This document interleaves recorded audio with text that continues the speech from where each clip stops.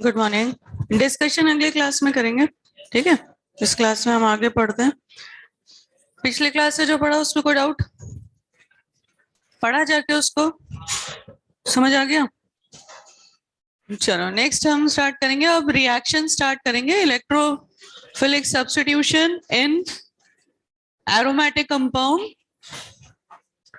या बेंजीन। देखो मेन कौन सी रिएक्शन होती है electrophilic substitution? Halogenation, nitration, sulphonation और Friedel Craft alkylation and acylation. ठीक है, तो इनको हम पहले अलग अलग पढ़ने की जगह एक टेबुलर फॉर्म में पढ़ते हैं अगर हम मतलब जल्दी करना चाहते हैं। तो एक तरफ हम रिएक्शंस लिखेंगे, दूसरी तरफ रिएजेंट क्या यूज होता है उस रिएक्शन में वो, तीसरा रिएक्शन प्रोडक्ट क्या बनता है, एंड फोर्थ अगर हम उसी में कुछ डिफरेंट चीजें देखते हैं। हालांकि मैकेनिज्म जो है वो सबका सेम रहेगा। सेम कैसे रहेगा? आपका फर्स्ट स्टेप में इलेक्ट्रोफाइल का अटैक होगा, अरेनियम आयन बनेगा, सेकंड स्टेप में जाके डीप्रोटोनेशन होके प्रोडक्ट बनेगा। तो इसमें चेंज किस बात का आ रहा है? चेंज आ रहा है केवल इलेक्ट्रोफाइल का। हैलोजिनेशन में हैलोनियम आयन आएगा इलेक्ट्रोफाइल की तरह, नाइट्रेशन में नाइट्रोनियम, सल्फोनेशन में SO3 और फ्रीडल क्राफ्ट में बाकी एल्काइल और एसाइल कैटायन। क्लियर? तो ऐसे पढ़ने में अगर दिक्कत हो तो फिर अलग अलग ही देखते हैं, क्योंकि बिकॉज क्या होता है कई बार पैरेलल पढ़ने में टाइम तो बच जाता है लेकिन समझने में अच्छे से नहीं आता है। अलग अलग ही पढ़े ना, इसीलिए पूछ रही हूँ मैं। फर्स्ट तो सबसे पहला लिखेंगे हैलोजिनेशन। हैलोजिनेशन के लिए रिएजेंट क्या चाहिए? हैलोजन प्लस कोई भी Lewis acid, H2 plus Lewis acid. तो जनरली हम क्या लेते हैं, जैसे Cl2 के साथ एनहाइड्रस AlCl3। एनहाइड्रस इसलिए लेते हैं ताकि ये खुद ही कॉम्प्लेक्स ना बना ले हाइड्रेटेड फॉर्म में, इसलिए हमेशा क्या करेंगे? एनहाइड्रस लेंगे। या फिर आप देखो मेनली यहाँ पे भी F2 काम नहीं आता और I2 ले सकते हैं, लेकिन रिएक्शन जैसे एल्केन में बताया था रिवर्सिबल हो जाती है, तो इसलिए यहाँ पे भी हम आयोडिनेशन और फ्लोरिनेशन डायरेक्टली नहीं कराते। ठीक, क्लोरिनेशन कराते हैं और ब्रोमिनेशन। Br2 के साथ हम क्या लेते हैं? Fe। क्यों लिया जा रहा है? देखो Br2 प्लस Fe लेते हैं तो यहाँ पे हमें क्या मिल जाएगा? FeBr3। ठीक है, और यही लेस एसिड का काम करेगा। फर्दर जब आप फिर से Br2 प्लस FeBr3 के बीच की रिएक्शन देखेंगे तो ये Br माइनस को यहाँ से निकालेगा और क्या बना लेगा? FeBr4 minus. और यहाँ पे आपको क्या मिल गया? Attacking electrophile. क्लियर ये पॉइंट सबको? ऐसे ही AlCl3 भी Cl माइनस को एब्स्ट्रैक्ट करेगा तो AlCl4 माइनस बनेगा और अटैकिंग इलेक्ट्रोफाइल क्या जनरेट होगा? AlCl4 माइनस हो गया और ये Cl प्लस। तो कुल मिला के अटैकिंग स्पीशीज क्या है इस रिएक्शन में? Attacking electrophile is X plus, जिसको हम क्या बोलते हैं? ठीक है, हेलोनियम आयन। क्लियर यहां तक रिएजेंट का फंक्शन? ठीक है, अब जब हेलोनियम आयन बन गया तो अब उसका काम शुरू, बेंजीन पे जाके अटैक करेगा। तो नेक्स्ट रिएक्शन स्टार्ट होती है कि जब आप यहाँ पे बेंजीन पे X प्लस का अटैक दिखाएंगे। अब मैं जनरल रिएक्शन नहीं लिख रही हूँ, सीधे मैकेनिज्म पे आ रहे हैं। जनरल रिएक्शन में एक स्टेप और बढ़ेगा। बेंजीन पे आप Cl2AlCl3 लोगे तो क्या बनेगा? क्लोरोबेंजीन। नाम ही है ना हैलोजिनेशन, तो बेंजीन पे कौन आके अटैच होगा? हैलोजन। क्लोरीन लोगे तो क्लोरीन, ब्रोमीन लोगे तो ब्रोमीन। तो सीधे मैकेनिज्म पे आ रहे हैं। वही स्टेप पहला, RDS अटैक ऑफ इलेक्ट्रोफाइल। आपने ये वाला पाई बॉन्ड तोड़ दिया, दोनों पाई इलेक्ट्रॉन आ गए इससे बॉन्ड बनाने में, तो पॉजिटिव चार्ज कहाँ आएगा? एडजेसेंट पे। क्लियर? तो ये स्टेप तो हो गया क्या? RDS, rate determining step. अब फिर से रेजोनेटिंग स्ट्रक्चर नहीं बना रही हूँ, है ना, बनाए थे ना पहले में ही हमने इसके और 3 रेजोनेटिंग स्ट्रक्चर। अब डायरेक्ट यहीं पे दिखाएंगे डीप्रोटोनेशन, ये रेजोनेंस करेगा और फाइनली यहां से सेकंड स्टेप में H प्लस निकल जाएगा, जिसे हम कहते हैं डीप्रोटोनेशन, प्रोटॉन का रिमूवल, H प्लस का रिमूवल। तो आपके पास फाइनल प्रोडक्ट आ गया हेलोबेंजीन। बाय प्रोडक्ट के फॉर्म में क्या आएगा? HX। बहुत छोटी सी बात है, लेकिन कई बार ये पूछ लेते हैं इनमें से कौन सी रिएक्शंस का पीएच जो है, मतलब रिएक्शन होने के बाद वो डाउन हो जाएगा। तो जहां भी आपको बाय प्रोडक्ट में एसिड मिल रहा है वहां पे ऑलवेज क्या होगा? पीएच डाउन होगा, डिक्रीज होगा। क्लियर यहाँ तक सबको? लिख लो अब इसको कंप्लीट।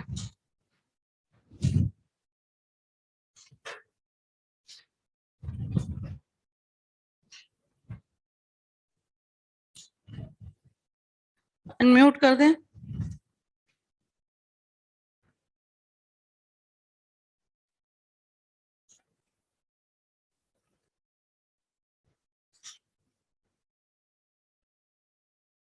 हम्म।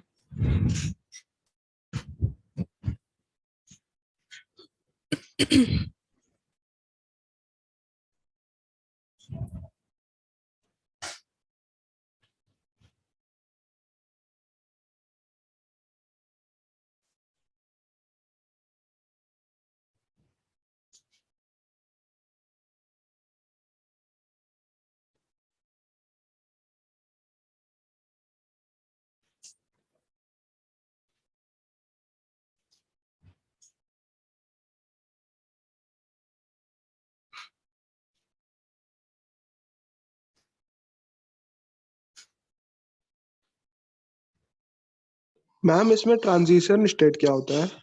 ट्रांजिशन स्टेट होता है जो हम फर्स्ट इंटरमीडिएट से पहले दिखाते हैं कि यहाँ पे बेंजीन का पाई बॉन्ड डिसोसिएट हो रहा है और हेलोजन के साथ यहाँ बॉन्ड बन रहा है। यह है इसका पहला ट्रांजिशन स्टेट। लास्ट टाइम बताया था ना जब हम इसका मैकेनिज्म फर्स्ट टाइम पढ़ रहे थे, जनरल मैकेनिज्म, तो इसीलिए वो सब चीजें यहाँ पे स्किप कर दी। टाइम वेस्टेज है उसको दोबारा दोबारा हर रिएक्शन में देखना। तो अब हम डायरेक्टली क्या देख रहे हैं, मतलब जिस इलेक्ट्रोफाइल का अटैक करा रहे हैं बस उसी का मैकेनिज्म देख रहे हैं। TS1 ये बनेगा, TS2 में बताया था कि H का बॉन्ड टूटता हुआ दिखाएंगे, है ना। बाकी हेलोजन का बॉन्ड कंप्लीट बन चुका है और बीच में क्या आता है? इंटरमीडिएट। चलो अगला क्या है इसमें, अगर आप यहाँ पे हाइड्रोजन की जगह ड्यूटेरियम को हटाते हैं सेकंड स्टेप में तो रेट पे कोई फर्क नहीं पड़ेगा। इसे हम कहते हैं प्राइमरी आइसोटोपिक इफेक्ट। ठीक है, यानी कि जब आप रेट कांस्टेंट देखते हैं H की जगह D लेकर बेंजीन में, तो वो क्या रहेगा हेलोजिनेशन के लिए? Equals to 1। समझे इसका मतलब? यानी इसमें H का जाना या D का जाना मतलब RDS नहीं है, तो इसलिए रेट ऑफ रिएक्शन को फर्क नहीं पड़ेगा। तो इसका मतलब आइसोटोपिक इफेक्ट इसमें नहीं ऑब्जर्व होगा। क्लियर? यहाँ पे H की जगह अगर D भी निकलता तो भी रेट ऑफ रिएक्शन तो इसी से मेजर होता ना। ठीक है, तो फॉर हेलोजिनेशन अलग अलग पढ़ रहे हैं तो सबके लिए अलग अलग ही लिख देते हैं। बाकी नाइट्रेशन के लिए, फ्रीडल क्राफ्ट के लिए, सबके लिए यही रहेगा। सिर्फ सल्फोनेशन में चेंज होगा ये, क्योंकि वो रिवर्सिबल प्रोसेस है। बाकी सबके लिए यहाँ पे आइसोटोपिक इफेक्ट हमेशा क्या रहेगा? ऑब्जर्व नहीं किया जाएगा, यानी कि H/kT की वैल्यू 1। क्लियर ये पॉइंट? क्योंकि ये पॉइंट जो है हर रिएक्शन में हम आगे भी देखेंगे, जैसे एलिमिनेशन में पूछ लेते हैं, क्योंकि वहां पे भी H का बॉन्ड टूटता है तो किस में, E1 में, E2 में, किस में आइसोटोपिक इफेक्ट दिखेगा, किस में नहीं दिखेगा। तो इस पॉइंट को क्लियर रखना, जहां H का बॉन्ड RDS में टूटेगा बस वहीं आपको आइसोटोपिक इफेक्ट देखने को मिलेगा। क्लियर? नहीं है तो पूछ लेना, कोई डाउट किसी को? चलो अब इस पे हम सीधे एग्जाम्पल पे आते हैं।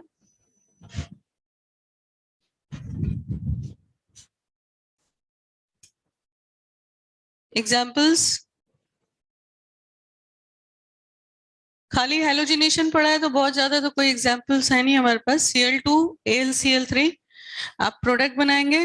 फिर से यहाँ पे अगर हम ले लें Br2Fe, तो पहले X प्रोडक्ट बनाएंगे फिर Y।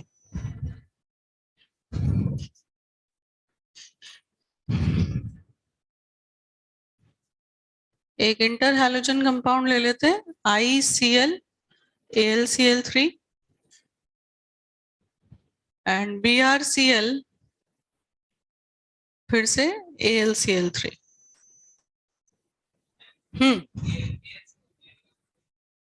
इसका मतलब ये है कि जब आपने H को हटाया तो रेट कांस्टेंट क्या था, और जब D को हटाया मतलब आपने एक बार देखो बेसिकली बेंजीन के साथ रिएक्शन करी और एक बार ड्यूटेरेटेड बेंजीन, यहाँ पे मैंने 6 के 6 हाइड्रोजन किससे रिप्लेस कर दिए, ड्यूटेरियम से।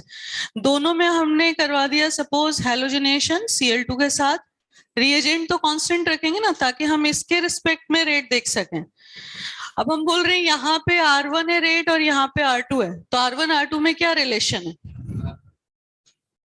बोलो, इक्वल है दोनों। तो यही पॉइंट समझा रहे हैं, यानी H का जाना है या D का जाना रेट को अफेक्ट नहीं कर रहा है, तो there is no isotopic effect. Clear? तो यहाँ पे दोनों ही जगह रेट ऑफ रिएक्शन ऑलमोस्ट बराबर है। D से प्लस आई जरूर बढ़ता है लेकिन रेट ऑफ रिएक्शन यहाँ पे ऑलमोस्ट सेम है। क्लियर? अब समझ आया या नहीं अभी?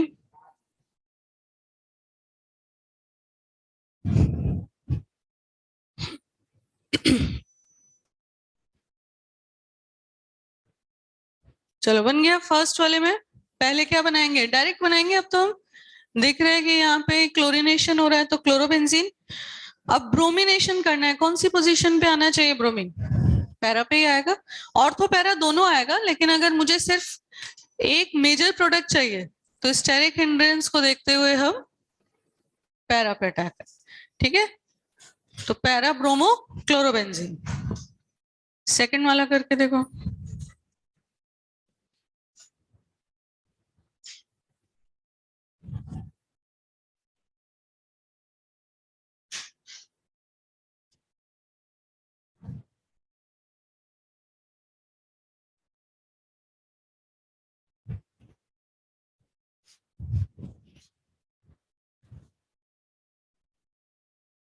हो गया सेकंड?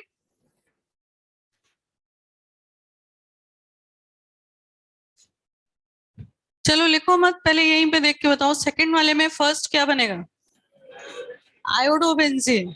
इलेक्ट्रोफाइल कौन है इसमें, यहाँ पे ICl में लेस इलेक्ट्रोनेगेटिव ना, तो I पे प्लस आ रहा है तो यहाँ बनेगा आपका आयोडोबेंजीन। तो एक और पॉइंट समझ में आया कि आयोडोबेंजीन अगर बनाना है तो बहुत इजीली हम किसकी हेल्प से बना सकते हैं, इंटर हैलोजन कंपाउंड के हेल्प से। नंबर 2, अब BrCl में भी वही बात है, जो लेस इलेक्ट्रोनेगेटिव है वही इलेक्ट्रोफाइल बनेगा, तो Br प्लस आएगा, तो यहाँ पे फिर से वही पैरा पे अटैक करेगा।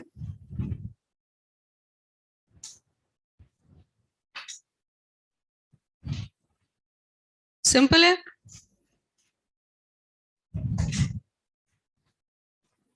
कोई दिक्कत फर्स्ट या सेकंड में? थर्ड में आप लोग समझ लें एक बार, क्योंकि लग रहा है ना दोनों सेम ही तो है। टोलुइन पे क्लोरीनेशन कराएं या ब्रोमिनेशन, दोनों में ही क्या बनेगा, ऑर्थो और पैरा।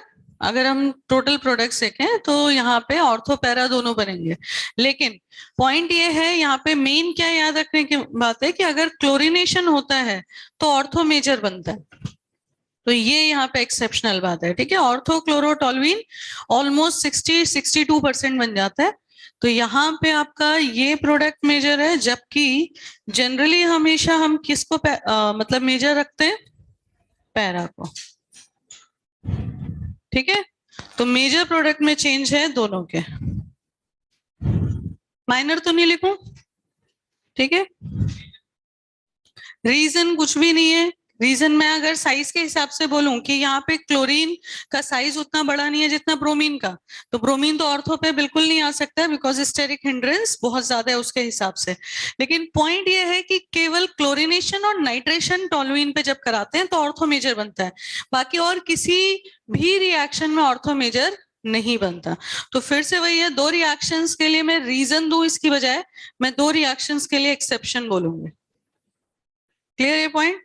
रीजन तो हम यही देंगे ना, साइज छोटा है, मिथाइल का प्लस आई लग रहा है, लेकिन बात यह है कि वो रीजन का मतलब होता है सब पे वैलिड होना चाहिए। तो अब 10 रिएक्शन में से अगर 2 पे ही आपको ये देखने को मिल रहा है तो रादर देन अ रीजन हम उसको क्या बोलेंगे, it is an exception. Clear ये पॉइंट सबको? ठीक है, अगर आपसे कहीं सवाल में ही आ जाता है तो रीजन आप 2 ही दे सकते हैं, एक तो इसका प्लस आई ऑर्थो पे ज्यादा काम कर रहा है, इलेक्ट्रॉन डेंसिटी ऑर्थो पे ज्यादा है, क्योंकि HC तो डिस्टेंस पे डिपेंड नहीं करता, तो हाइपर कॉन्जुगेशन की वजह से तो जितना ऑर्थो पे डेंसिटी बढ़ेगी उतना ही पैरा पे भी बढ़ेगी। ठीक है ना। मीजोमेरिक और हाइपर कॉन्जुगेशन इंडिपेंडेंट होते हैं डिस्टेंस से, लेकिन इंडक्टिव तो डिस्टेंस पे डिपेंड करता है। तो इंडक्टिव कहाँ ज्यादा लगेगा, ऑर्थो पे, फर्स्ट पॉइंट। दूसरा पॉइंट इसका साइज, इलेक्ट्रोफाइल का साइज जो है अगर वो छोटा है तो वो ऑर्थो पे ज्यादा जा सकता है, अटैक कर सकता है। लेकिन अगर इलेक्ट्रोफाइल जो इनकमिंग वो भी बिग साइज है, लार्जर है, तो स्टेरिक हिंड्रेंस की वजह से अब ऑर्थो पे कोई चांस नहीं है कि मेजर प्रोडक्ट बने। बनता तो है लेकिन मेजर पैरा ही बनता है। क्लियर, ठीक है। पर आप लोगों को याद तो रखना है इसको एक्सेप्शन की तरह से। ठीक है, हेलोजिनेशन में ज्यादा कुछ नहीं है। अगला देखेंगे सेकंड, नाइट्रेशन।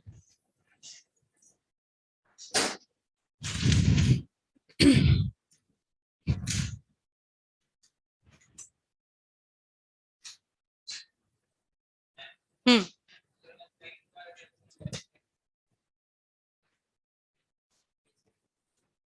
नहीं नहीं, उससे फर्क नहीं पड़ता।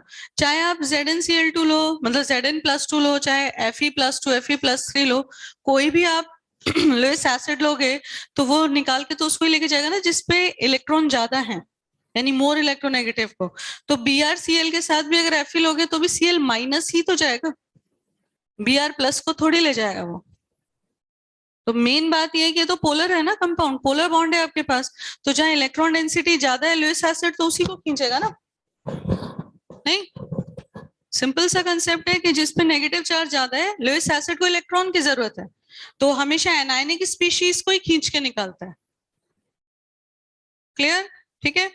चलो, नाइट्रेशन में क्या होता है, फिर से सबसे पहला पॉइंट है रिएजेंट क्या लेते हैं। रिएजेंट लेते हैं यहाँ पे आप कंसंट्रेटेड HNO3 नाइट्रिक एसिड और कंसंट्रेटेड सल्फ्यूरिक एसिड, ठीक है, या फ्यूमिंग मिक्सचर लिखा होता है हाई टेम्परेचर पे। नेक्स्ट इसके अलावा और क्या ले सकते हैं, सॉलिड N2O5, और इसको अगर हम हीट करते हैं तो क्या बनेगा, NO3- और NO2+। तो हमारा जो अटैकिंग इलेक्ट्रोफाइल है जनरेट हो गया, उससे भी दिखाते हैं कैसे जनरेट होगा, पर रिएजेंट हम ये दोनों ले सकते हैं। क्लियर। नेक्स्ट है रिएजेंट का जनरेशन हम देखेंगे, मतलब NO2+ का जनरेट कैसे हो रहा है ये हम देखेंगे मैकेनिज्म में। पहले हम इसके बाद क्या देखते हैं रिएजेंट के बाद तो सीधा मैकेनिज्म ही तो आ गया। मैकेनिज्म में कंसंट्रेटेड नाइट्रिक और सल्फ्यूरिक दोनों ही एसिड है। अब देखना ये कि कौन स्ट्रॉन्गर एसिड है, क्योंकि एक को H+ डिसोसिएट करना है, देना है, और दूसरे को H+ एक्सेप्ट करना पड़ेगा। तो कौन स्ट्रॉन्गर है, बिल्कुल ठीक है। तो ये हो गया आपका HNO3 और ये हो गया H2SO4। H2SO4 is stronger acid, वो H+ देगा और HNO3 को एक्सेप्ट करना पड़ेगा। तो यहां से किसी भी एक जगह से आप H+, तो ये किसकी तरह एक्ट कर रहा है, तो बहुत बेसिक सा सवाल आया था एक बार कि नाइट्रेशन में सल्फ्यूरिक एसिड या नाइट्रिक एसिड दोनों में से कौन बेस की तरह एक्ट करता है तो दोनों ही एसिड, पर बेस की तरह एक्ट करने का मतलब है कौन H+ एक्सेप्ट करेगा। तो nitric acid act as base. H+ लिया तो आपको पता ही है कि ऑक्सीजन पे कौन सा चार्ज आ गया, पॉजिटिव। अब जैसे ही ऑक्सीजन पे प्लस आया तो ऑक्सीजन का अगला स्टेप क्या होगा, बाहर निकल जाएगा अपना बॉन्डिंग पेयर ऑफ इलेक्ट्रॉन छीन के, ठीक है। तो ये विड्रॉ करेगा इससे अपना बॉन्डिंग पेयर ऑफ इलेक्ट्रॉन, और बाकी दूसरी तरफ तो हम बना देते हैं HSO4-। जैसे ही H2O निकलेगा इसमें से क्या बचेगा, -H2O, NO2+, नाइट्रोजन से गया ना इलेक्ट्रॉन, तो डेफिशिएंट हो गया, ठीक। अगर आप यहाँ पे देखें भी तो इसमें अगर हम पाई बॉन्ड बना दें, NO2+ कैसा दिखता है आपने देखा, ये बहुत क्लियर। नाइट्रोजन पे तो फॉर्मल चार्ज प्लस ही रहता है ना, क्लियर ये पॉइंट सबको। तो यहाँ अटैकिंग इलेक्ट्रोफाइल कौन बना, क्या नाम है इसका, नाइट्रोनियम आय। दिस इज अलग से नहीं लिखेंगे, यही लिख देती हूँ, अटैकिंग इलेक्ट्रोफाइल इन नाइट्रेशन। क्लियर सबको। फिर से एक बार बता देते हैं।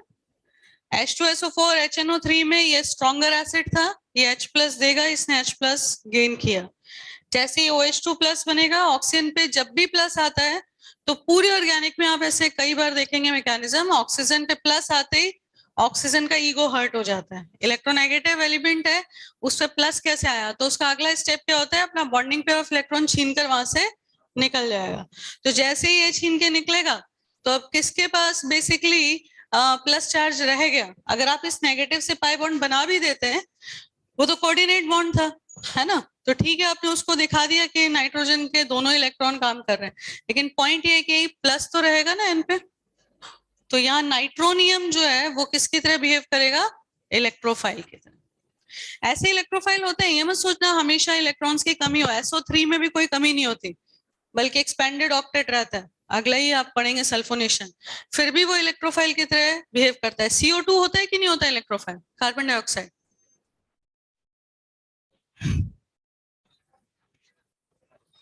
सब कबाड़ा कर दिया। जब आप फिनॉल पे CO2 का अटैक कराते हैं NaOH की प्रेजेंस में, बहुत बड़ी नेम रिएक्शन है, कोलबेज, ठीक है, इलेक्ट्रोलाइसिस नहीं होता। ये क्या होता है वो, अगला क्या नाम होता है, दो कोलवेज नाम जुड़े हुए हैं, स्किन, जैसे रैमोटेमन है वैसे ही। नहीं कोलवेज स्किन वो की। तो अलग है, कोलबेज के साथ एक और है। हाँ हाँ बिल्कुल, कोलबेस्मेट बोलते हैं, वही मुझे उसका नाम ध्यान नहीं आ रहा था दूसरा। कोलबेस्मेट रिएक्शन होती है, फिनॉल पे CO2 का अटैक होता है। तो जितना भी, ये ध्यान रखना, देखो अगर आप इलेक्ट्रोफाइल भूल भी जाते हैं कि कौन इलेक्ट्रोफाइल है कौन नहीं, तो जितने एरोमेटिक के रिएक्शंस हम पढ़ेंगे उसमें जहां भी अटैकिंग स्पीशीज जो भी आएगा, फिनॉल पे, एनिलीन पे, वो सब के सब क्या है, इलेक्ट्रोफाइल है, ठीक है। और आपको इलेक्ट्रोफाइल ऐसे नहीं देखना होता कि डेफिशिएंसी है, जो भी पोलर कंपाउंड होते हैं ना, उनमें जहां पार्शियल पॉजिटिव चार्ज आ रहा होता है वो भी इलेक्ट्रोफाइल। तो कुछ बच्चे NO2 प्लस को ऐसे देख रहे हैं कि इलेक्ट्रोफाइल क्यों है, इसका तो भाई कहाँ ऑक्टेट इनकम्प्लीट है, क्यों बना दिया इसको इलेक्ट्रोफाइल। तो उस पे तो फिर भी साक्षात पॉजिटिव चार्ज मौजूद है। यहाँ तो फिर भी ये क्या बोलेंगे इसको, छद्म है ये वाला पॉजिटिव चार्ज, मतलब छुपा हुआ है, हिडन है। चलो खैर, केमिस्ट्री की क्लास है, हिंदी की नहीं। अब नेक्स्ट है, हाँ बोलो। नहीं वो नहीं मिटा रही हूँ, यहां तक कि CCl4 भी इलेक्ट्रोफाइल है, ये निकल जाता है। तो जितने भी आपके पास PCl5, CCl4, ये सब भी किसकी तरह एक्ट करते हैं, इलेक्ट्रोफाइल है ये।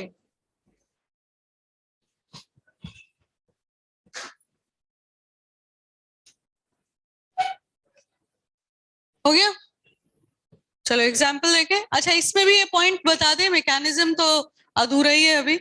बेंजीन पे अब अटैक दिखाएंगे किसका, NO2 प्लस, ये अटैक करेगा, इंटरमीडिएट बनेगा,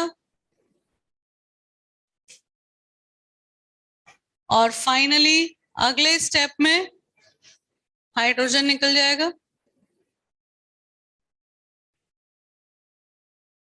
तो ये बन गया हमारा नाइट्रो बेंजीन। हाँ इसमें भी RDS कौन सा है, पहला वाला ही है, NO2 प्लस का अटैक। तो अब पॉइंट ये आता है कि फिर से अगर पूछा जाए कि H की जगह ड्यूटीरियम ले लिया है, तो बताओ रेट ऑफ रिएक्शन नाइट्रेशन को अफेक्ट करेगा, मतलब नाइट्रेशन की वजह से क्या बोल रही हूँ मैं, उल्टा पुल्टा, मतलब नाइट्रेशन जो बेंजीन में हो रहा है तो H या D के जाने की वजह से रेट पे कोई फर्क नहीं पड़ेगा। तो फिर से वही पॉइंट आ गया, कोई आइसोटोपिक इफेक्ट नहीं देखा जाए। तो सब में आएगा ये, बार बार अब हम अलग से पढ़ रहे हैं ना हर रिएक्शन को, तो इसलिए बार बार लिख रहे हैं। सिर्फ याद रखना सल्फोनेशन और आयोडीनेशन, लिखा भी दूंगी उस पॉइंट को, जो भी रिवर्सिबल रिएक्शंस होते हैं उनके लिए कोई एक स्टेप RDS नहीं होता। ग्राफ से भी समझा था हमने, आई थिंक दोनों पीक बराबर हो जाते हैं, है ना, वही वाला पॉइंट है। खैर वो दोबारा से आएगा ही सही।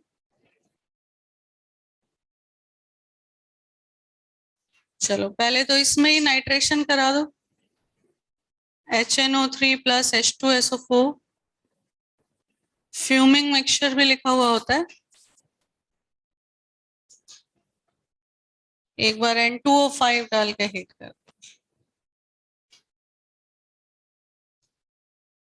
अगेन टोलुइन में नाइट्रेशन,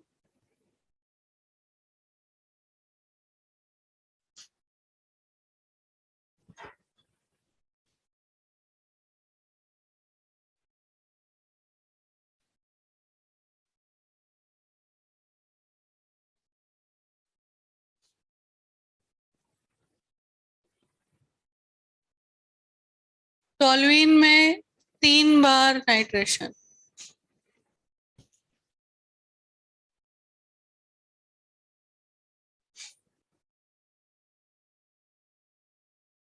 ट्राई नाइट्रो कंपाउंड्स जो होते हैं वो एक्सप्लोसिव नेचर के होते हैं। बनाइए अब।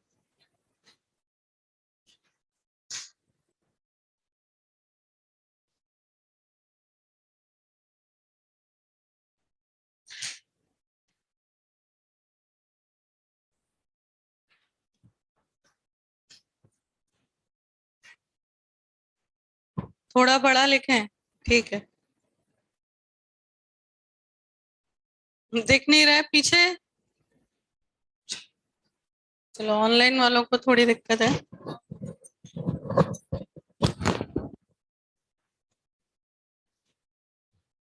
नहीं, उन पूरा बोर्ड नहीं दिखेगा ना फिर।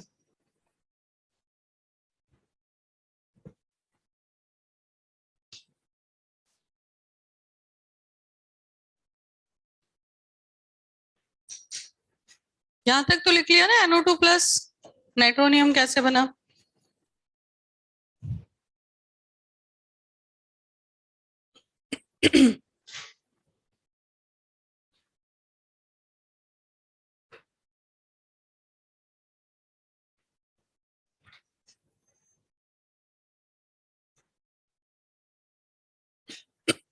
हाँ, हुआ फर्स्ट वाला।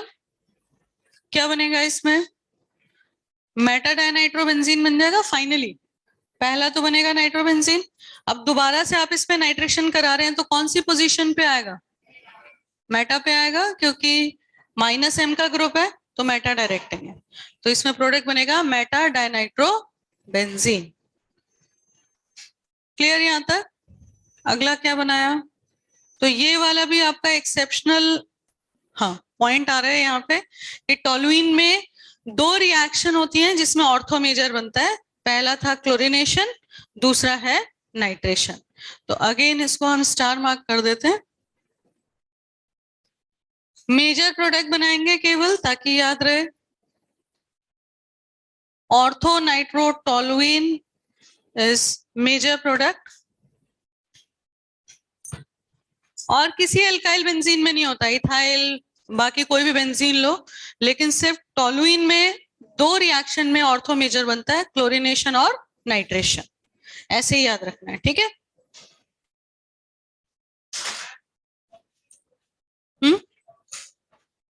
क्या होता है? फ्यूमिंग मिक्सचर मतलब दोनों कंसंट्रेटेड एसिड है ना, थोड़ा सा भी अगर हम यहाँ पे दोनों कंसंट्रेटेड एसिड के बीच में टेम्परेचर हाई रखते हैं तो वो फ्यूम्स में कन्वर्ट हो जाते हैं, उसको हम फ्यूमिंग मिक्सचर कह रहे हैं। तो आपको सिर्फ मैं ये बता रही हूँ, अलग अलग फॉर्म में लिखा हुआ मिल सकता है, जैसे सीधे कंसंट्रेटेड HNO3 कंसंट्रेटेड H2SO4 लिखे या फ्यूमिंग।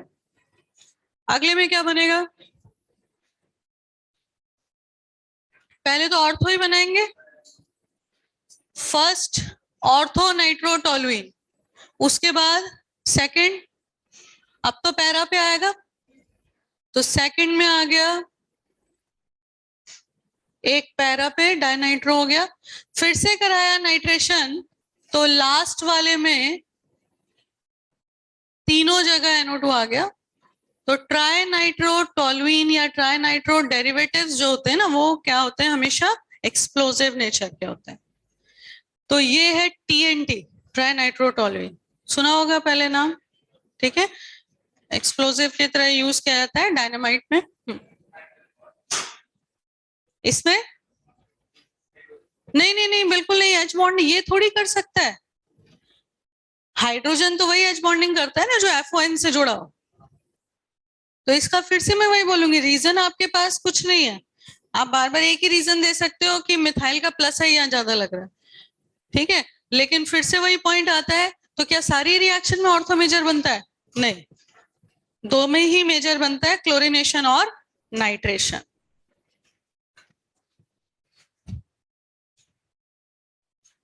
आपस में क्या डिस्कस करने की जरूरत आ जाती है? आपको मैं हर एक पॉइंट पे डाउट पूछने का पूरा मौका देती हूँ कि आप पूछ लो, पिछली क्लास का भी पूछना है तो भी पूछ लो, फिर आपस में क्यों पूछते हो? ये देखो फिर भी डिस्कशन कर रहे हैं।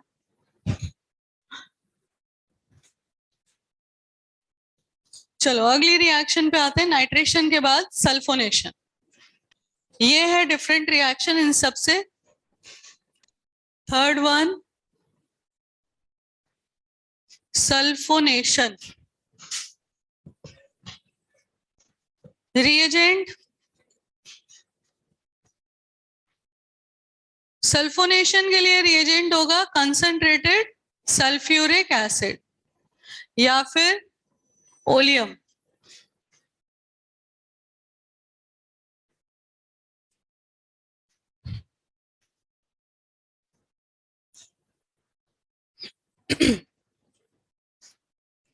इसके लिए एक बार जनरल रिएक्शन भी बता रही हूँ। जनरल रिएक्शन बाकी सब में नहीं लिखी हमने क्योंकि उनमें कोई खास प्रॉब्लम थी नहीं, वही का वही बन जाएगा प्रोडक्ट। यहाँ रिवर्सिबल रिएक्शन है इसलिए समझें इसको। अगर आप बेंजीन में कंसंट्रेटेड सल्फ्यूरिक एसिड डालते हो तो प्रोडक्ट बनता है, सल्फोनेशन से क्या बनेगा? सल्फोनिक ग्रुप जुड़ जाएगा बेंजीन पे, बेंजीन सल्फोनिक एसिड। लेकिन अगर यहीं पे आप डाइल्यूट H2SO4 डालते हैं तो ये रिएक्शन बैकवर्ड शिफ्ट हो जाएगी और फिर से सल्फोनिक से बन जाएगा बेंजीन। पहली बात तो ये याद रखना है ना, मैकेनिज्म से सब क्लियर हो जाएगा। पर जब रिएक्शन आती है ना, फ्लो चार्ट टाइप के क्वेश्चन आते हैं, A से B, B से C बना रहे हैं, ऐसे ऑर्गेनिक में कई सारे जो रिएक्शन से मिला के दी जाती है, तो उस समय मैकेनिज्म काम नहीं आता। उस समय आपको ज्यादा से ज्यादा काम आता है डायरेक्ट रिएक्टेंट से प्रोडक्ट। तो पहली अप्रोच हमेशा यही होनी चाहिए, रिएक्टेंट से प्रोडक्ट बनाना। क्लियर? डिटेल वाले सवाल कहाँ आते हैं? कॉम्प्रिहेंशन आ गया या उस पर रीजनिंग पूछ ली तब पूछा जाता है, अदरवाइज 90% टाइम तो रिएक्शंस ऐसे ही काम आती है। क्लियर ये पॉइंट सबको? तो सबसे पहले रिएक्शंस को ऐसे ही लर्न करना चाहिए, चाहे नेम रिएक्शन से क्यों ना हो। Reactant, reagent, product. अब ये क्या है, जब उल्टा पूछ लेते हैं ना, रेट्रो एनालिसिस जैसे हम कहते हैं, प्रोडक्ट पता है और रिएक्टेंट पूछ लिया, तो जिसको रिएक्शन याद है वही कर सकता है। मैकेनिस्टिक अप्रोच ठीक है, पर जब आप अचानक से कहीं कोई भी रिएक्टेंट मिसिंग है, कहीं रिएजेंट मिसिंग है, ऐसा कर देते हैं ना, सवाल पूछते हैं, तो फिर बच्चे अटक जाते हैं, कैसे करें? हमें तो सिर्फ फॉरवर्ड जाने की आदत है, तो ऐसा नहीं करना है। रिएक्शन को हर डायरेक्शन में सॉल्व करना आना चाहिए। तो उसके लिए पहला पॉइंट यही है, फर्स्ट स्टेप यही है, रिएक्शन कैसे लर्न करेंगे, क्या रिएक्टेंट था, कौन सा रिएजेंट डाला और प्रोडक्ट क्या बना। क्लियर? ठीक है, आगे बहुत सारी रिएक्शंस आएंगी, नेम रिएक्शंस भी आएंगे। अब देखते हैं मैकेनिज्म क्या है ना, उससे क्लियर होगा ये। मैकेनिज्म में सबसे पहले हम कंसंट्रेटेड H2SO4 से कैसे इलेक्ट्रोफाइल जनरेट हो रहा है, कौन सा इलेक्ट्रोफाइल जनरेट हो रहा है ये देखेंगे। तो H2SO4 अकेला है तो उसी के दो मॉलिक्यूल्स लेंगे हम, ठीक है, एक H+ देगा और दूसरा H+ लेगा, इन्हीं में रिएक्शन चलेगी। तो जैसे ही यहाँ पे हमने देखा कि इसका H+ इस ऑक्सीजन ने ले लिया, तो यहाँ पे क्या बन गया, OH SO2 और इधर OH2+, यही आया। क्लियर? दूसरा तो आपके पास क्या है, HSO4-, जैसे ही H2O बना, अगला स्टेप क्या होगा, निकल जाएगा वाटर यहाँ से। अब देखो जैसे ही यहाँ से वाटर निकलेगा, सल्फर पे प्लस आएगा ना, सल्फर पे प्लस नहीं आए इसके लिए बताया ही था, हाइड्रोजन सैक्रिफाइसिंग नेचर का होता ही है। तो जब तक H है तब तक वो किसी और पे प्लस नहीं आने देगा। तो क्या करेगा, उधर से हाइड्रोजन अपना बॉन्डिंग पेयर ऑफ इलेक्ट्रॉन लेके देकर निकल जाएगा, ठीक है। तो जैसे ही H निकल गया तो या तो आप -H2O कर दो, -H+ कर दो, ये ले लेगा वापस से H+ और फिर से H2SO4 रीजनरेट हो गया। इधर क्या बना, इधर बना हमारे पास SO3। This is the attacking electrophile, कोई पॉजिटिव चार्ज नहीं। फिर हम इलेक्ट्रोफाइल क्यों बोल रहे हैं? अगेन पोलर बॉन्ड तो है, ऑक्सीजन 3 जुड़े हुए हैं, तो सल्फर पे तो पार्शियल पॉजिटिव बहुत आराम से क्रिएट होगा। क्लियर? तो इलेक्ट्रॉन डेफिशिएंसी तो छोड़ो, ऑक्टेट एक्सपेंशन में है वो, फिर भी हम उसे क्या बोल रहे हैं? इलेक्ट्रोफाइल। तो इलेक्ट्रोफाइल कैसे देखते हैं? जिसपे पॉजिटिव चार्ज सेंटर क्रिएट हो सकता है, वो इलेक्ट्रोफाइल है। और ड्यूरिंग अटैक वो इलेक्ट्रॉन पेयर एक्सेप्ट कर सके। अब कई बार आपके पास पॉजिटिव चार्ज तो ऐसे भी आ जाएगा NH4+, पर क्या ये इलेक्ट्रोफाइल है? तो ये इलेक्ट्रॉन ले नहीं सकता, इसलिए ये इलेक्ट्रोफाइल नहीं है। समझ आया यहां तक? अब इसके बाद पहले इतना लिख लो, फिर इसके बाद इसको बेंजीन पे अटैक कराएंगे।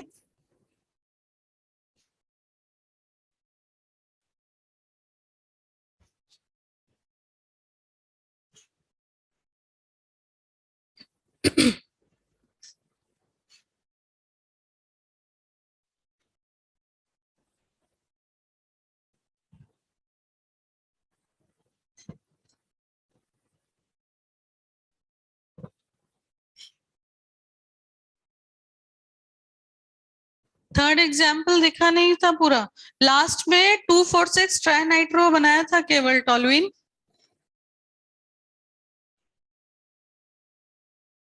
उधर एक्सट्रीम राइट पे नहीं लिखेंगे।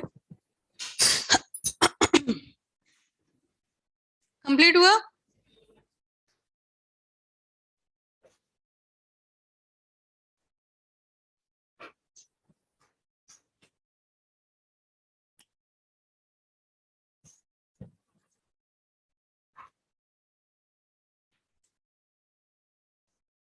हो गया अभी पूरा कंप्लीट? चलो अब देखो इसका मैकेनिज्म क्या है। बेंजीन पे जब आप यहां से इसका मैकेनिज्म समझ लेना है ना, इंपॉर्टेंट है, क्योंकि बाकी सबसे डिफरेंट है। हर स्टेप इसमें रिवर्सिबल है। SO3 का अटैक हम दिखाएंगे बेंजीन पर, बोलते ऐसा है कि वो अटैक कर रहा है, पर हमेशा पता ही आपको हाई इलेक्ट्रॉन डेंसिटी से लो की तरफ दिखाया जाता है एरो। पार्शियल पॉजिटिव इसी पे है, तो पाई इलेक्ट्रॉन शिफ्ट हो गया ऑक्सीजन पे, अरेनियम आयन बनाया, ये बन गया SO3-, ये इस पे शिफ्ट हुआ ना, और यहाँ पे क्या आ गया? प्लस। यहाँ तक क्लियर सबको? अब नेक्स्ट स्टेप में क्या होता है? डीप्रोटोनेशन। अब यहां से पॉइंट ये आता है कि जब H+ निकलेगा तो हाइड्रोजन, देखो क्या होता है, हम लीविंग ग्रुप दो तरह के पढ़ते हैं। लीविंग ग्रुप होता है एक जो न्यूक्लियोफाइल के अटैक से निकले, उसको कहते हैं न्यूक्लियोफ्यूज, पढ़ा होगा ना ये तो।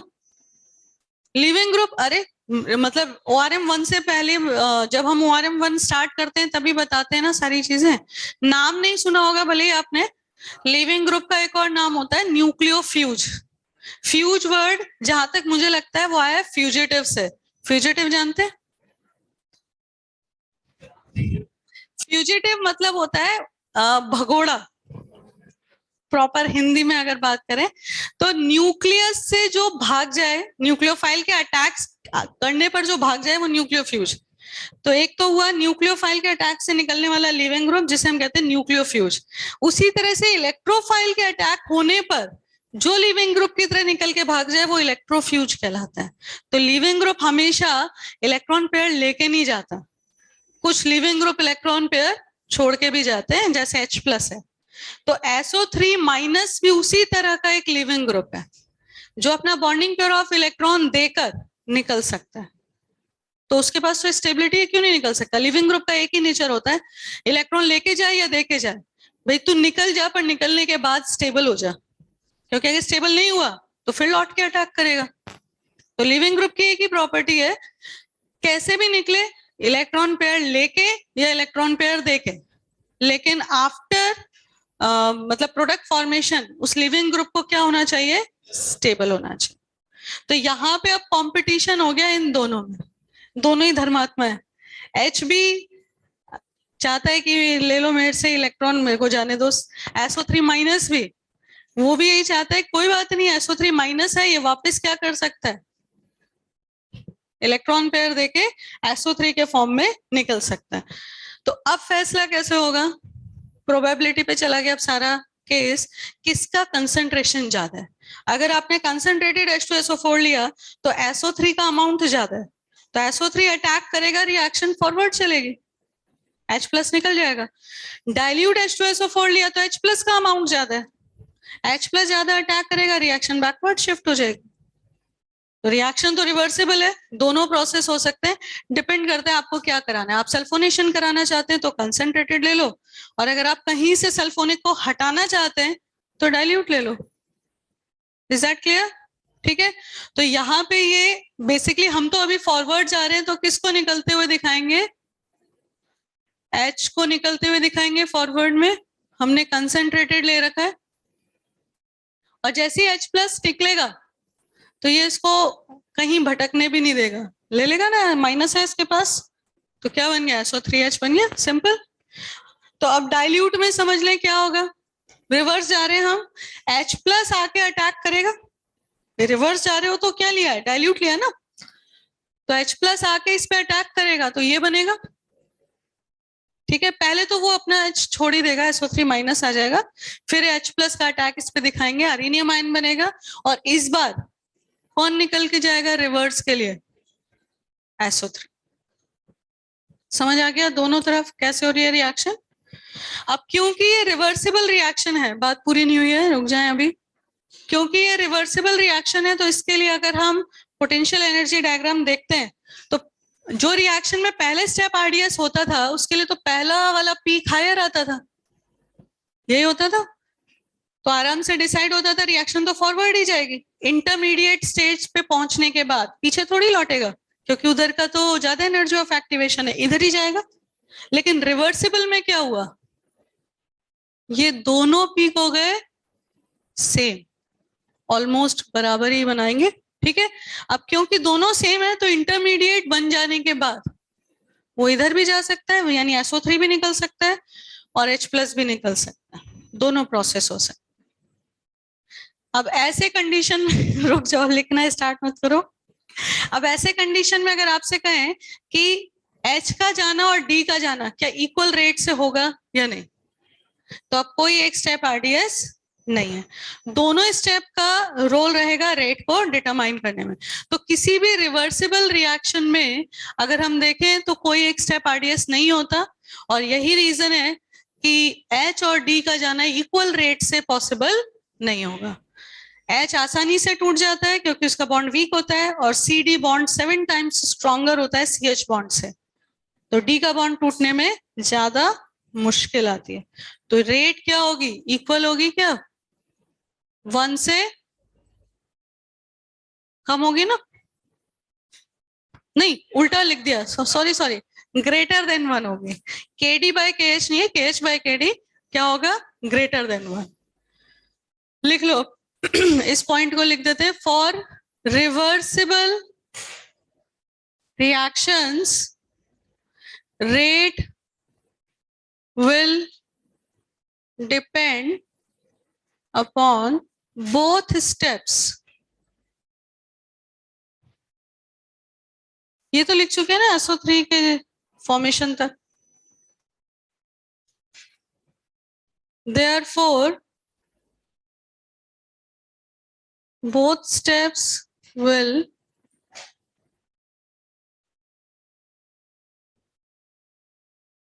determine rate of reaction and KH upon KD will be greater than 1।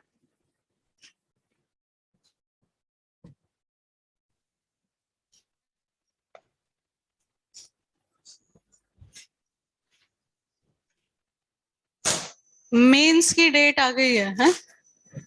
क्या date I, 16 April.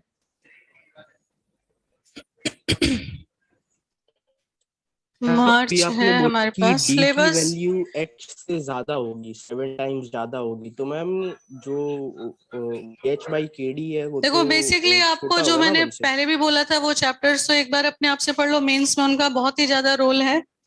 Chemistry in everyday life, environmental chemistry और पॉलीमर्स, ठीक है। इसके अलावा एरोमेटिक हम इसी के साथ कंप्लीट करेंगे। कहने का मतलब आपको शीट अलग से मिली एरोमेटिक की। ORM 2 में केवल एरोमेटिक इतना ही है, फ्रीडल क्राफ्ट तक। सल्फोनेशन के बाद एक और पढ़ना है, पर मैं यहाँ तक नहीं छोड़ूंगी क्योंकि एरोमेटिक इंपॉर्टेंट है। इसके बाद हम कंटिन्यू कर लेंगे फिनॉल, एनिलीन और डायजोनियम, मतलब वही एनिलीन के बाद डायजोनियम आता है। उन तीनों कंपाउंड को भी हम यहीं पे खत्म करेंगे पढ़ के। तो कुल मिला के इसके साथ साथ एरोमेटिक खत्म हो जाएगा। फिर आपके पास आएगा इसके बाद मेन जो आता है कार्बोनिल। तो हम कार्बोनिल को पहले पढ़ लेंगे, SN1 SN2 उसके बाद पढ़ेंगे, क्योंकि मैम इंपॉर्टेंट चैप्टर वही जाते हैं, ठीक है। मैम कार्बोनिल में ज्यादा रिएक्शंस हैं और मुझे लगता नहीं कुछ खास रोल है। आप एक काम और खुद से करेंगे इन चैप्टर्स के अलावा, वो है कि रिडक्शन ऑक्सीडेशन। आपको शीट सब मिली हुई है, शीट नहीं करनी है, केवल आप उसमें क्या करेंगे, एक बार रिडक्शन पढ़ेंगे कैसे। रिड्यूसिंग एजेंट जैसे आपने लिखा है LiLH4 NaBH4, ठीक है, वो किस फंक्शनल ग्रुप को रिड्यूस करता है, बस ये आपको लर्न करना है। वो मैं पढ़ाऊंगी तब भी लर्न आपको ही करना है ना। पर उसका क्या है रोल, कैसे आएगा। जैसे हम कार्बोनिल पढ़ रहे हैं तो हम एग्जाम्पल कर रहे हैं, तो कार्बोनिल में सडनली आ गया Na इथेनॉल, है ना, वो होता है बोवेल्ड ब्लैंक रिडक्शन, या कहीं पे आ गया LiLH4, तो हमें उसका फंक्शन पता होना चाहिए, KMnO4 क्या कर रहा है। तो ये बेसिक रिएजेंट्स हैं, उनमें से 50% आपको पहले से भी आते होंगे। तो पॉइंट ये है कि कुछ और रिएजेंट्स जो हमें एग्जैक्टली पता होने चाहिए, तो वो एक तरह से ना फिलर्स होते हैं। फिलर्स समझते हैं, यहाँ बीच बीच में आप मेन रिएक्शन पढ़ रहे हैं और वो बीच में कहीं आ गए, तो रिएक्शन को कंप्लीट करने के लिए हमें उनकी जरूरत रहती है। तो आप इतना काम कर सकते हैं, क्योंकि अगर हम चैप्टर वाइज देखें तो हमारे पास ORM 3 ORM 4 एरोमेटिक, कार्बोनिल और बायोमोलिक्यूल्स, बहुत बड़े बड़े चैप्टर्स हैं जो बात वाले। तो एटलीस्ट मैं इतना तो करा दूं कि एरोमेटिक और कार्बोनिल सबसे पहले हम पूरा कर लें। फिर क्या SN1 SN2 और E1 E2, उसको हम कोशिश करके 3 से 4 लेक्चर्स तक फिर भी कन्फाइंड कर सकते हैं, पर इनको कन्फाइंड नहीं कर सकते। क्लियर सबको।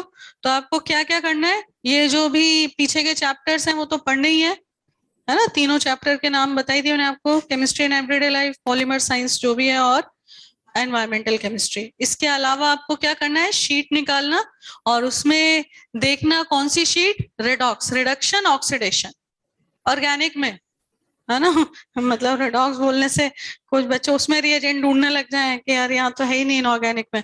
ऑर्गेनिक में, और उसमें जितने रिएजेंट है लिख भी लेना। शीट से क्या है, बहुत लेंदी लगता है, तो आप क्या करोगे, 2 कॉलम बनाओगे केवल, एक में रिएजेंट लिखोगे, एक में फंक्शनल ग्रुप जिनको वो रिड्यूस कर रहा है, फिर सिमिलरली ऑक्सीडेशन। इतना काम करना है बस, इसके अलावा कोई एग्जाम्पल और कुछ नहीं। शीट में थ्योरी बहुत सारी है, पर हमें उतना सारा नहीं पढ़ना, हमें बस इतना ही काम आना चाहिए कि हाँ आ गया बीच में LiLH4 तो हम जान सके ये क्या करेगा। चलो अगला जो है, अब इसमें एग्जाम्पल देखो। अब इसके एग्जाम्पल में खास बात क्या आती है कि सल्फोनेशन और डीसल्फोनेशन दोनों हो रहा है, तो इसको हम यूज कर सकते हैं कहीं भी कोई पोजीशन को ब्लॉक करने के लिए कुछ देर के लिए, क्योंकि हमें पता है सल्फोनिक लग जाएगा और बाद में हट भी जाएगा, ठीक है। तो जैसे सीधे उसी सवाल पे आते हैं, बाकी नॉर्मल क्वेश्चंस का कोई मतलब नहीं है। जैसे मुझे टोलुइन से बनाना है ऑर्थोब्रोमोटोलुइन, ये हमें फॉर्म करना है। सवाल ये है कि इसको कैसे फॉर्म करेंगे। अगर हम सीधा ब्रोमिनेशन कराते हैं तो हमें पैरा हमेशा मेजर मिल रहा है, और जबकि मुझे ओनली ऑर्थोब्रोमोटोलुइन चाहिए, तो ये तो इम्पॉसिबल है ना डायरेक्टली बनना। हाँ, अगर हम पैरा पोजीशन को ब्लॉक कर दें तब 100% अटैक ऑर्थो पे ही होगा। तो यही कंसेप्ट यूज करेंगे। इसमें पहले हम क्या करा देंगे, सल्फोनेशन। जब आप सल्फोनेशन कराएंगे तो मेजर प्रोडक्ट क्या बनेगा, बनेगा तो ऑर्थो भी, पर मेजर क्या बनेगा, पैरा। अब इसमें आप ब्रोमिनेशन करा दो। अब तो 100% एक ही पोजीशन बची हुई है जहां ब्रोमोनियम या Br+ अटैक कर सकता है, तो कहां अटैक करेगा? ऑर्थो पे। क्लियर? अब लास्ट में क्या करना है, डाइल्यूट H2SO4 डाल दो तो ये सल्फोनेट हट जाएगा। तो यहां तक हम पहुंच जाएंगे आसानी से, सिंपल। तो हम सल्फोनेशन को यूज करेंगे किस लिए? कोई पोजीशन ब्लॉक करने के लिए, ठीक है।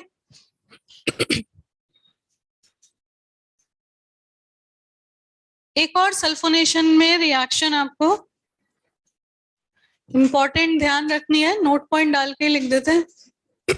नैप्थलीन पे रिएक्शन कराते हैं हम, सल्फोनेशन,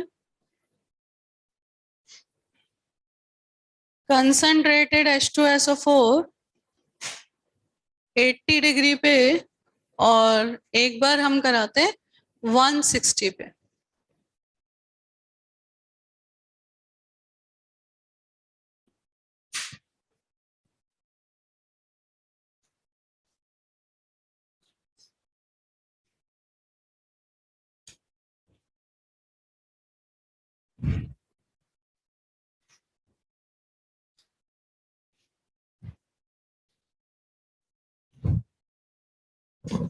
ठीक है, अब क्या है देखो, नैप्थलीन पे दो पोजीशन होती है, अल्फा और बीटा। यहाँ पे आपको एक कंसेप्ट और सीखना है, काइनेटिकली कंट्रोल्ड प्रोडक्ट और thermodynamically controlled product, KCP and TCP.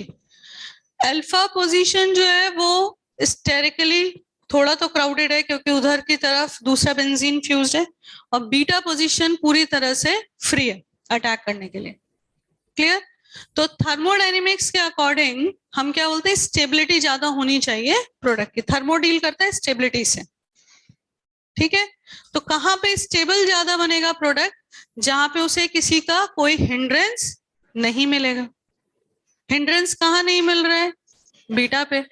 हम जहां पे भी बोलते नहीं है ना, पैरा मेजर बना देते हैं, वो बेसिकली हम हमेशा स्टेबिलिटी ही देख रहे होते हैं, ठीक है। तो हम बोलते हैं थर्मोडायनेमिकली कंट्रोल्ड प्रोडक्ट, यानी कि जो स्टेबल बन रहा है। क्लियर? तो यहाँ पे आपके पास हाई टेम्परेचर पे हमेशा देखना होता है कि कौन ज्यादा स्टेबल रहेगा। तो सल्फोनेशन तो होगा, लेकिन कहाँ होगा? बीटा पे। क्लियर? क्योंकि ये कैसा है, more stable due to least hindrance या क्राउडिंग। क्लियर?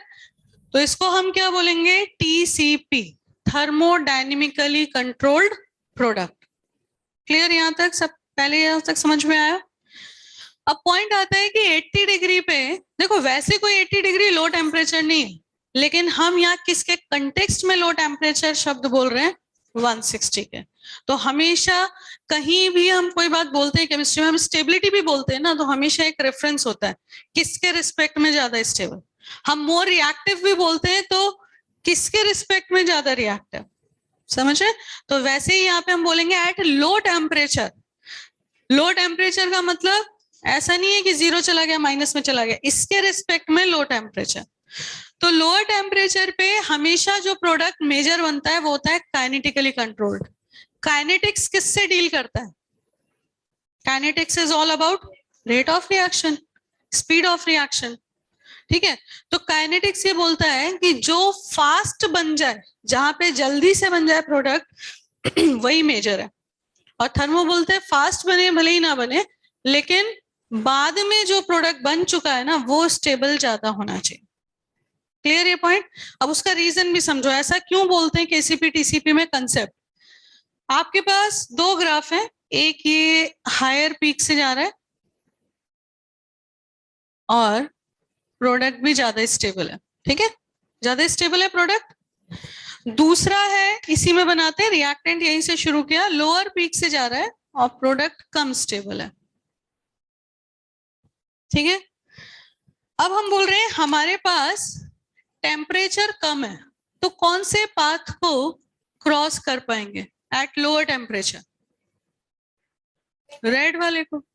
टेम्परेचर कम है तो जो लोअर बैरियर है उसी को क्रॉस करेंगे ना मॉलिक्यूल। तो मैक्सिमम मॉलिक्यूल इस बैरियर को क्रॉस करेंगे, चाहे प्रोडक्ट फिर ज्यादा स्टेबल हो या ना। क्लियर? तो ये कौन सा प्रोडक्ट हुआ जो ज्यादा स्टेबल तो नहीं था, पर काइनेटिक्स के अकॉर्डिंग ये फास्ट बन रहा था, क्योंकि इसके लिए एनर्जी बैरियर कम था। ठीक है ना? वही अब आप कह रहे हो हमारे पास बहुत सारा एनर्जी है, हीट इतना ज्यादा है कि कोई भी बैरियर क्रॉस किया जा सकता है।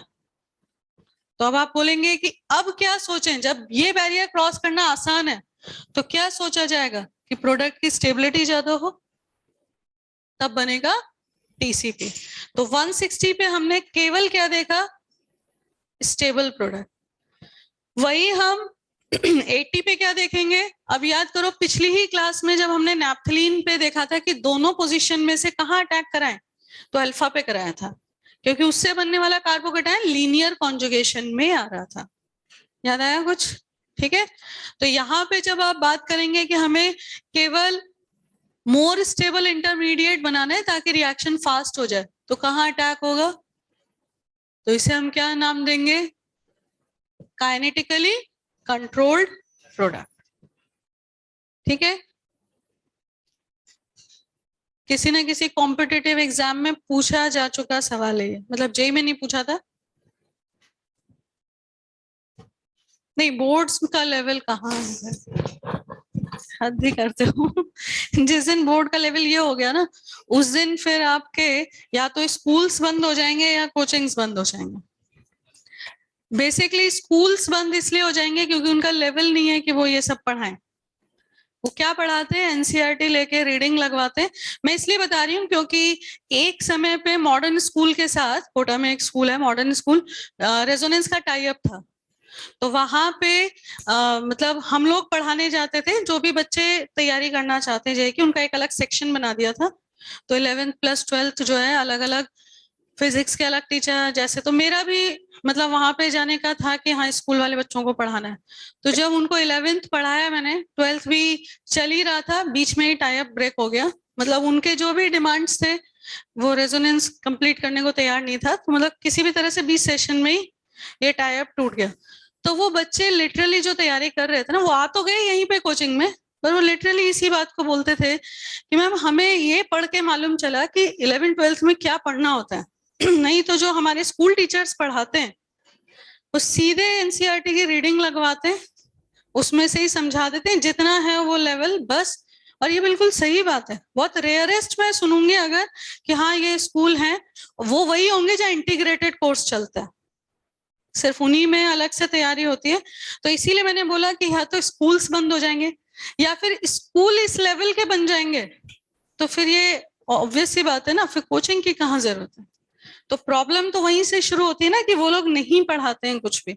आप लोग 11th पढ़ के आए, 12th पढ़ के आए, चलो अभी तो कोविड था, पर स्कूल लेवल तक भी आपने जो इतना 10th पढ़ा और उसके बाद यहाँ 11th का सिलेबस देखा, तो लगता है कहीं से कहीं तक कुछ भी मैचिंग था। अभी मैं पढ़ा रही हूँ एक 12th के बैच को, उनका मतलब कुछ 12th का बैच है, कुछ नहीं आता। वो बोलते हैं बस हमें ये पता है कि कार्बन की वैलेंसी 4 होती है। सीरियसली सीरियसली ये स्टेटमेंट है उनका। अब मैं उनको कैसे सिलेबस कराऊं पूरा 11th और पूरा 12th, अभी और आ रहे हैं, सही बात है। अब मुझे लगता है कि हमारा जाने का समय हो गया। इतने खतरनाक लेवल के बच्चे आ रहे हैं कि अब उनको पढ़ाना बहुत ही मुश्किल है। मतलब मैं समझ नहीं पाती हूँ कि मैं कहाँ से शुरू करूं। वो सिर्फ एक बात जानते हैं कि कार्बन के बारे में, बस इतना पता है हमें। अब आप देख लो आप क्या पढ़ा सकते हो। बहुत बुरे हालात है। मैं इसीलिए मैंने आप लोगों से भी पूछा था पिछली क्लास में भी कि मैं जो बोलती हूँ वो आपको समझ में तो आता है ना, क्योंकि 11th पढ़ के तो आए, लेकिन फिर भी क्या है, पिछले 2 सालों में सबकी जो दिमागी हालत है वो पहले जैसी नहीं रही। जितना अच्छे से पढ़ाई होती थी वो तो बहुत ही बुरे हालात में आ गई है। Hello ma'am. चलो खैर, 4th रिएक्शन। मैम हाँ बोलो ये केसीपी टीसीपी का बोलो फुल बोलो। फॉर्म क्या है मैम? टीसीपी का फुल फॉर्म? क्या मैम, पूछ रहे हैं? K- KD 7 times more than, अरे बस ग्रेटर देन 1 बोलते हैं। मैंने आपको KH और KD का नहीं बोला था 7 टाइम्स, मैंने बॉन्ड स्ट्रेंथ बोली थी कि CH मैम, ये- बॉन्ड जो है वो CD बॉन्ड से वीकर होता है, और ये वैल्यूज बोली थी 7 टाइम्स वीकर होता है, पर इससे रेट उतना ही बढ़ जाएगी, ये थोड़ी ना कह सकते हैं। एग्जैक्टली ऐसा थोड़ी बोलते हैं, तो रेट ऑफ रिएक्शन का नहीं बोला है। Now Friedel Crafts alkylation, ma'am, देखो Friedel Craft alkylation is basically alkylation of benzene. Friedel Craft ने बताया, इसीलिए हम उसके ऑनर में नाम बोल रहे हैं। तो सबसे पहले जनरल रिएक्शन बता देती हूँ, इसमें उल्टा ही कर रहे हैं। आप कोई भी एल्काइल हैलाइड लेंगे और उसके साथ वही एनहाइड्रस AlX3, तो यहां प्रोडक्ट क्या बनेगा? Alkyl benzene. ठीक है, this is the basic alkylation. Reagent क्या क्या ले सकते हैं?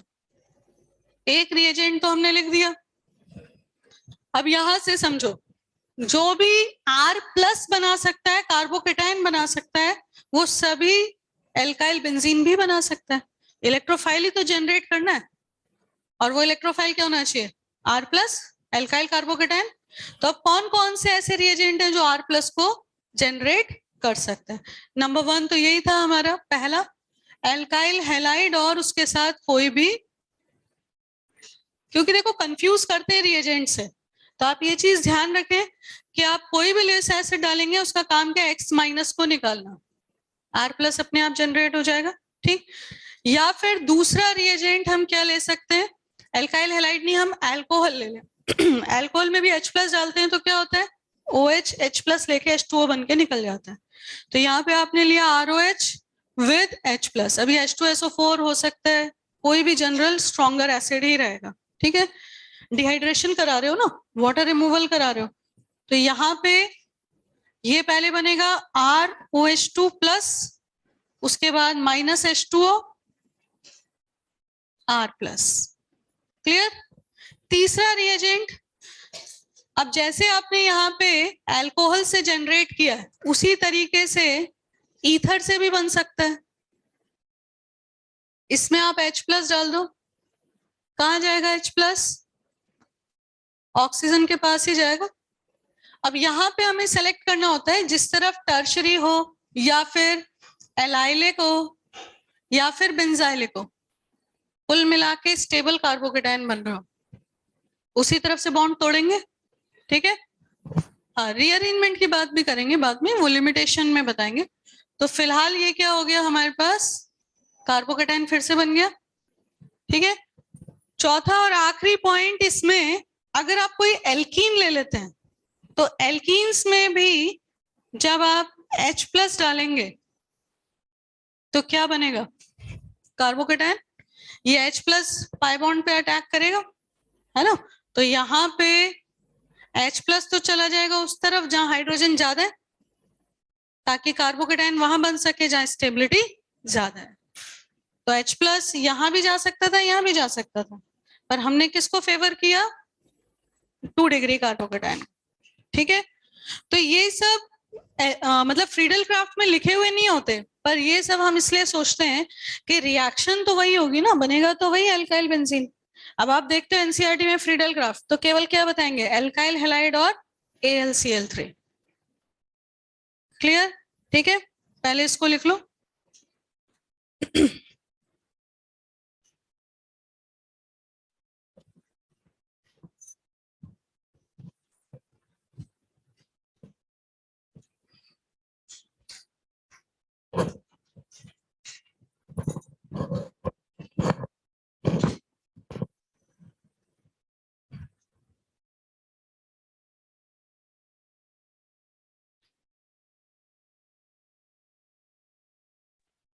मैम, सेकेंड वाले में ईस्टर ही बनेगा ना? क्या? सेकेंड वाले में ईस्टर,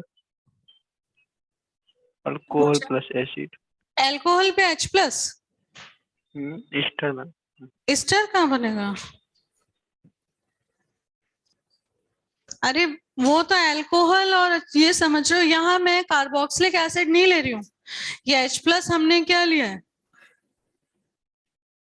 मैंने आपसे क्या कहा, डिहाइड्रेटिंग एजेंट लेंगे।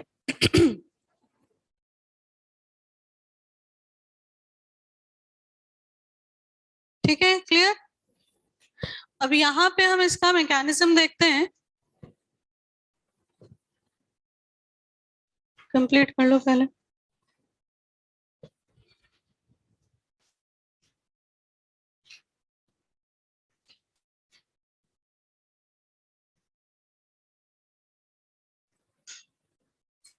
केसीपी का फुल नेम पूछ रहे हैं, काइनेटिकली कंट्रोल्ड प्रोडक्ट, और टीसीपी थर्मोडायनेमिकली कंट्रोल्ड प्रोडक्ट।